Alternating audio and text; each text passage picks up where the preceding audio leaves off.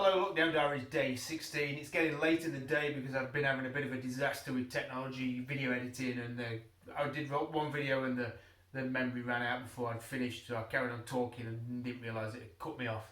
Even the camera was probably bored of it, but I've been on daddy daycare all day today, so it's been a bit difficult. But I set myself the challenge of doing a video every day, so this might not be the best, but that's my challenge.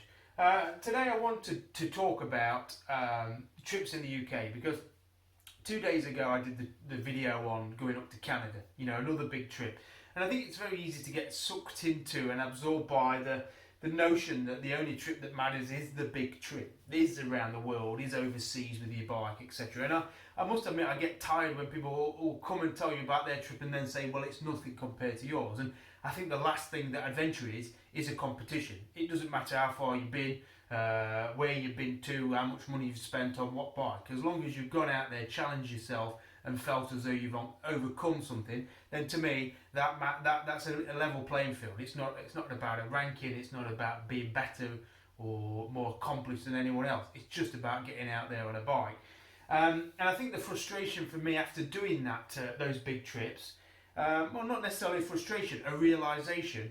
4 years on, I was married, I'd settled down, I've got a mortgage to pay, etc., like anyone else really. So the notion and the ability for me to take off and do a big trip again was just not there. I wanted to be at home, I enjoyed having a home life. Finally, I'd got commitment, which is something I really valued in life. When you're travelling across the world and you don't know where you're going to live when you get to the end of your trip, that's actually quite a daunting experience. I'm just going to make sure I'm recording so I don't have the same problem again. Yeah, so that's actually quite daunting to be going around the world or a big trip and not knowing what were you going to do at the end, where you're going to live, where you're going to be, what job you're going to have. So I think this notion of throwing everything in and going off around the world is all well and good until the time comes and you've got to go home and then you think, shit, I actually did value having a car and a house and a mobile phone and friends and a local coffee shop. So for me 2016 came, I'd settled down, but I still, I feel I'm an adventurer at heart. I kind of like going out and challenging myself and doing things. So I had to do something more manageable. Land's End to Jolly Groats seemed a natural thing for me and Dorothy, the postie bike, to do. But like everyone else, I kept finding my excuses all the way through 2016. I said, I'm going to do it in April. No, I'm going to do it in May, then June, then July. And those months never came. And it goes back to what I said about the other day. Sometimes you've just got to put something in stone, a line in the sand, whether it's a booking on a hotel or a ferry or something, to make it happen. For me, it made it happen by putting up on Facebook, I want to ride Land's End to Jolly Groats. If anyone else wants to do it, meet me down at Jolly Groats, or Land's End even, May 13th, 2017, 8:30, I'll be there. I'm going to spend 8 days going from Land's End, the most southwesterly point of the UK, to Jolly Groats, the most northeasterly. It's about 650 miles as the crow flies, but I designed this route or researched this route that was about 1,300, 1,400 miles, all back roads, all scenic, so no motorways. Going to camp all the entire way, and we're just going to have an adventure in a week in the UK. And so I was very nervous going down to Land's End because I didn't know who was going to be there and I didn't know how it was going to go, and the notion of organising a trip for other people is quite daunting, as anybody out there who's done that will know. But when I got there, there were 30 people on all sorts of bikes, whether it be MSX125s or C90s, TW200s, Yamaha Tricities, what else do we have, CB500s, a Suzuki GSXF 1250. We had everything from small bike, big bike, middle range DR 750s, for example. Everyone was on sort of a unique bike, and that's where the name The Garbage Run came. And we set off on this trip, and I don't think none of us knew what to expect. But we were just riding. We were going on an adventure. We kind of knew where we were going, but we didn't exactly know how we were going to get there. And we were going to camp, and it was just. It was such an eye-opening trip to make you realise that all those sensations and emotions that you go through on a 9-month trip, for example, can be had in a week in the UK without leaving your own country, because it's all about perspective. If you're going through the Peak District in the middle of a 7-day trip and you've been camping and you're cold and you're wet and you're unsure about things, that's exactly the same sensation as when you're going through China or Pakistan or wherever. Okay, yes, you speak the language, and yes, you're never that far from a safety point, whether it's a breakdown recovery or whatever, but still that same excitement, anticipation and anxiety, which to me always, are the bedrock of any adventure. So I always like to stress the fact that you don't have to go on a big trip to get everything you need from a motorcycle journey, and for me that was a really good positive lesson to learn, and also not to worry about the details. So we've talked about bike choice and tyre choice and all the other choices that you've got to make, but really when all it comes down to is riding a motorcycle, and it doesn't matter what bike you're riding, it doesn't matter what kit you're riding in, doesn't matter where you're going, it doesn't matter how long you're going for. As long as you're going out on that bike and experiencing something different and opening yourself up to the possibilities of where you might head and who you might meet and what you might see, then that is motorcycle travel and an adventure. And so for anyone who's maybe not done it and who's anxious, well, that's natural. You're gonna be naturally anxious. I was as terrified leaving Land's End with the group as I was really, I think, from setting off from Sydney to London. It was the same sense of this could go wrong. I don't know how it's going to go.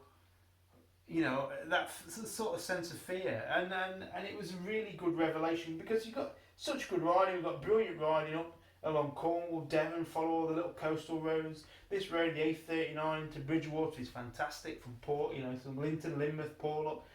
Then up, I just generally go up to around Bristol, then skirt west out to near the border with Wales. I mean, with more time you go out into Wales, great riding.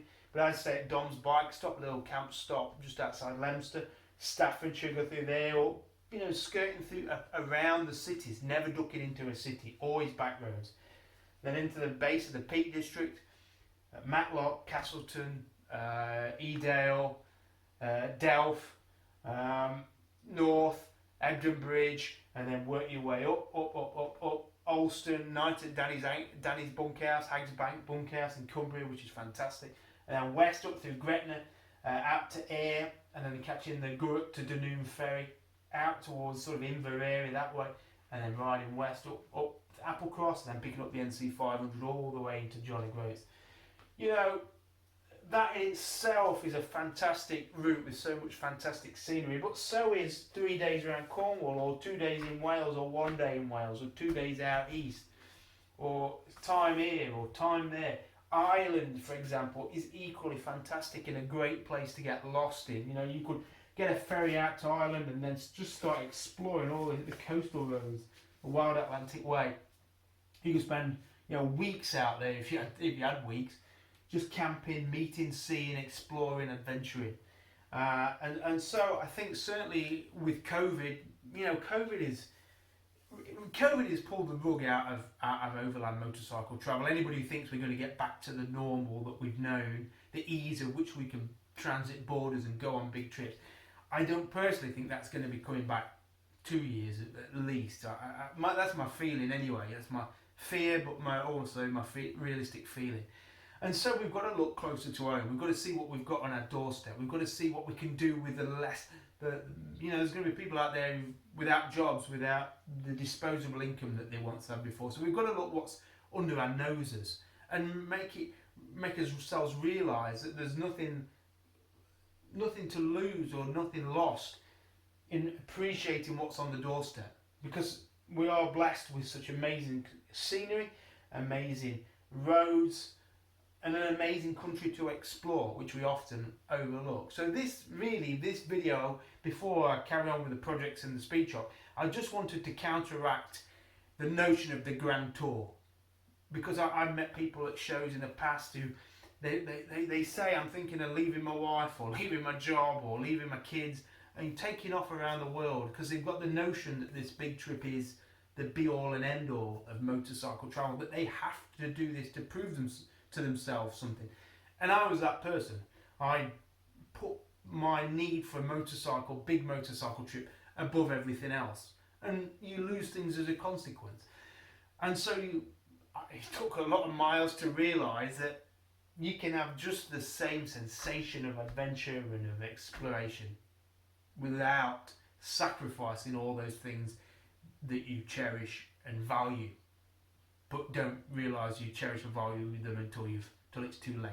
So all those people who come to me and say, I'm thinking of leaving it all behind and taking off, I'd say, think again, because you will be one day when you're camping in a bush in Kazakhstan and you've just dug a hole to take a shit in, and you think, what the hell am I doing out here on my own when there's a world going on back at home? And so I think the importance of domestic adventure has been magnified this year, but is always such a thing to remember. So for anyone starting out on a trip, never done any travelling before, try not to worry about the things you can't change, whether it be a breakdown or the weather. Try not to worry too much about the bike choice, the kit, the camping gear, which hotel you're going to stay in or which campsite. Try to remember that sometimes you just have to throw a line in the sand, or cast a what do they do in fishing? Cast a net or something. You just have to do something. And for me, I had to trick my mind and say, meet me, anyone, down here, May 13th. And even if nobody would have turned up, I would have been there, and that would have been it. That trip would have happened. And so sometimes, no matter how many times you've done these things, you have to trick yourself into doing it again. So that's it. So that's how 4 years later I kind of bought a garbage run company of taking people on tours. And I think my focus is always just enabling people's adventures that they probably would be able to have if they just do what I did and make that first step. Everyone is capable of motorcycle travel. It's not difficult, but it's just getting people out there. And so the people who come with me, I think they just come because they know once they've booked it, they're going on an adventure. But I like to make sure that people experience their own adventure. I don't try and dictate what they do and how they do it, because I have people on all sorts of bikes, and people ride at all sorts of paces, and people like to do all sorts of different things. And within a group, you always meet people you always find people get on with other people better and form their own little groups. And it's great to allow those people to develop and find their own feet and build their confidence, so that the next time they do know how easy it is to go on a motorcycle trip. So next time they do just say, right, I'm just going to book that ferry to France, for example, and off they go. They don't need me, they don't need anyone else. They know what they're capable of, and they know what they want to do. And I think building confidence is really the name of the game. And so really, all this stress we put on tyre choice, agonising, what tyres do I buy? Who cares? Who cares what tyres you're going on? Just ride the bike. So, sorry that's a shit video. The problem was technology, which has never been my forte. I've got videos from the first garbage run that I was trying to edit and annotate, and that didn't work. And then the first video that I did, that didn't work. So, it's day 16. I made the video. And that's all that matters for today. So, take it easy. Cheers, bye.